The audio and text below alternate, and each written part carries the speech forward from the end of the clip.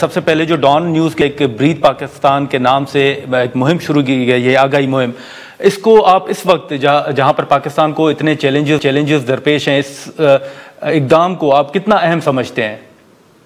जी नादिर, बहुत शुक्रिया, आप इस गुफ्तगू को आगे लेके जा रहे हैं। मैं समझता हूं कि बहुत ज़रूरी है कि क्लाइमेट चेंज के ऊपर अवेयरनेस शुरू की जाए, जो सिर्फ ये नहीं कि पार्लियामान के अंदर हो, जो वकालतों के अंदर हो, ये ग्रास रूट लेवल से लेकर अक्रॉस द बोर्ड इस टॉपिक पे गुफ्तगू की जानी है। तो ये बड़ा एक फैसला है और आज से और डॉन न्यूज़ ने और सारे मीडिया ऑर्गेनाइजेशंस ने इस चीज़ पे गुफ्तगू बढ़ानी चाहिए, ताकि ये जो टॉपिक है ये हर एज के इंसान इस टॉपिक पे बात करे। और जो हम मुल्क के हालात आजकल देख रहे हैं, सियासी हो या इकोनॉमी के हो, तो क्लाइमेट चेंज इससे बड़ा एफिलिएटेड है, बहुत इससे हैवीली लिंक्ड है। तो इस पे जरूर इसको सियासत से, इकोनॉमी से इसको लिंक किया जाना चाहिए और अक्रॉस द बोर्ड इस पे बात करनी चाहिए। तो डॉक्टर साहब, इस वक्त आपकी नजर में सबसे बड़ा चैलेंज जो है वो कौन सा है, या कौन से इकदाम उठाने चाहिए? जी, मेरी नजर में कि अभी बात की जा रही है कि इलेक्ट्रिक व्हीकल्स लानी चाहिए हैं, सोलर एनर्जी, विंड एनर्जी पे फोकस करना चाहिए।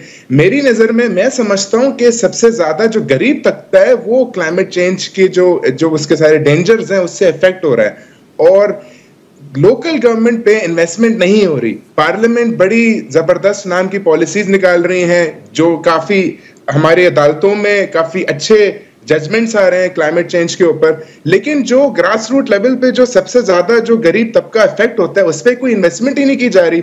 अभी मैं एक हफ्ते पहले एक रिपोर्ट देख रहा था केटी बंदर की तरफ के, वहां क्लाइमेट चेंज सबसे ज्यादा इफेक्ट किया जा रहा है कि वहां राइजिंग सी लेवल भी हो रहा है, गरीब आदमी जो है पानी के लिए एक ड्रॉप नहीं है और कोई इन्वेस्टमेंट नहीं की जा रही वहां, और वहां से सब कराची, लाहौर, इन बड़े शहरों पर माइग्रेट कर रहे हैं, जो फिर ओवर पॉपुलेशन वहां बढ़ती जा रही है।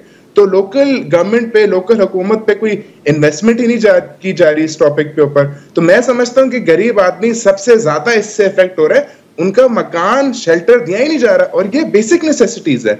बड़ी अच्छी बात है कि हम जो है इलेक्ट्रिक व्हीकल्स की बातें कर रहे हैं, हम कॉप पे काफी हमने अच्छा स्टांस लिया है कि loss and damage fund facility बनाई जाए, जो मगरबी मुबालिक हैं ये सब हमें रिफंड्स दें, जो भी पाकिस्तान और जो डेवलपिंग कंट्रीज हैं वो जो टैकल कर रही हैं वेस्टर्न इंडस्ट्रियलाइजेशन की वजह से। लेकिन हम खुद क्या कर रहे हैं अपने लोगों के लिए जो सबसे ज्यादा इफेक्ट हो रहा है? तो मैं समझता हूं कि सबसे बड़ा हमारे लिए चैलेंज ही है कि ग्रास रूट लेवल पे लोकल गवर्नमेंट पे इन्वेस्टमेंट हो ही नहीं रही। तो मतलब आप समझते हैं कि चले बातें तो हो रही हैं, लेकिन जो मौसर इकदाम, प्रैक्टिकली जो चीजें होनी चाहिए वो हुकूमत की तरफ से क्लाइमेट चेंज के हवाले से नहीं हो रही।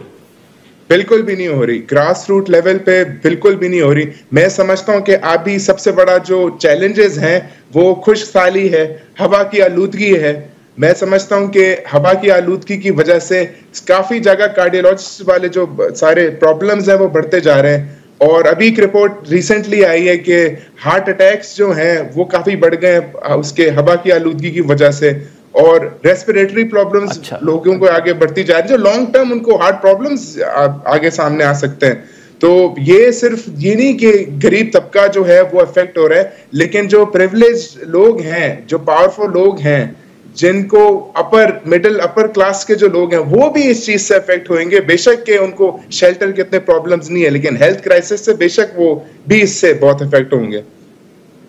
हाँ, लेकिन आपको याद होगा कि हाल ही में पंजाब की जानिब से ये बात की गई थी कि शायद इन तमाम इश्यूज़ पर भारत जो है वो भी किसी हद तक मददगार साबित हो सकता है। लेकिन आपको याद होगा कि ये चैलेंज चीन के लिए भी था, और चीन भी इस तमाम सूरत हाल से गुजरा है। तो आप नहीं समझते कि चलें भारत के साथ तो बात हो या ना हो वो एक अलग इशू होगा, लेकिन चीन जो है वो इन इशूज़ पर हमारी मदद कर सकता है?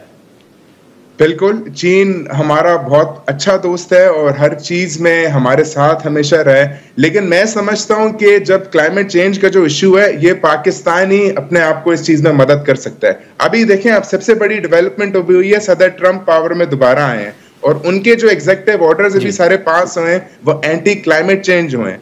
और आप ये देख सकते हैं कि क्लाइमेट चेंज का जो एक ग्लोबल नैरेटिव है वो बहुत ज्यादा इफेक्ट हुआ है। तो हम किस तरफ देखें जब हम क्लाइमेट चेंज के बारे में बात करें? चाइना ऑफ कोर्स हमारे साथ हमेशा है इन मामलों को देखने के लिए, लेकिन जब तक ग्लोबल नैरेटिव ही ठीक नहीं होगा तो हम पड़ोस में भी नहीं देख सकते।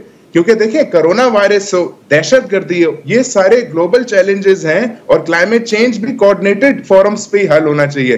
तो बिल्कुल चाइना के साथ हम कोऑर्डिनेशन के साथ इसको टैकल कर सकते हैं, लेकिन मैं समझता हूं कि पाकिस्तान की जो इदारे हैं, जो रियासत है, वो ही से सारा चेंज आ सकता है कि हम बेशक हेल्प ले सकते हैं अपने नेबर से, लेकिन एंड में खुद हमने सेल्फ हेल्प अपनी करनी है इस टॉपिक के ऊपर। चलें, ठीक है, ठीक है।